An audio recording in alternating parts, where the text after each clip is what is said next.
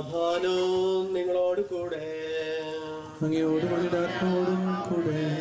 വിശുദ്ധ യോഹന്നാൻ അറിയിച്ച നമ്മുടെ കർത്താവ് ഈശോ മിശിഹായുടെ പരിശുദ്ധ സുവിശേഷം.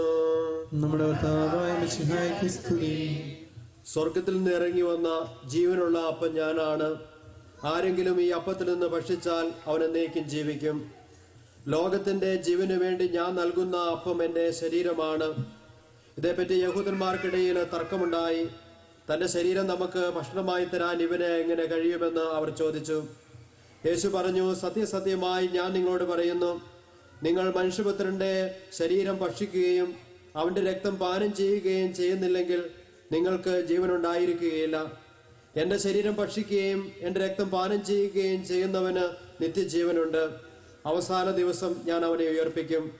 എന്നാൽ എന്റെ ശരീരം യഥാർത്ഥ ഭക്ഷണമാണ്, എന്റെ രക്തം യഥാർത്ഥ പാനീയവുമാണ്. എന്റെ ശരീരം ഭക്ഷിക്കുകയും എന്റെ രക്തം പാനം ചെയ്യുകയും ചെയ്യുന്നവൻ എന്നിലും ഞാൻ അവനിലും വസിക്കുന്നു. ജീവിക്കുന്നവനായ പിതാവ് എന്നെ അയച്ചു. ഞാൻ പിതാവ് മൂലം ജീവിക്കുന്നു. അതുപോലെ തന്നെ എന്നെ ഭക്ഷിക്കുന്നവൻ ഞാൻ മൂലം ജീവിക്കും.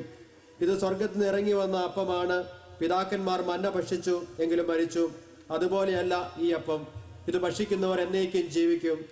കഫർനാവിൽ സിനഗോഗിൽ പഠിപ്പിച്ചുകൊണ്ടിരിക്കുമ്പോഴാണ് അവനിത് പറഞ്ഞത്.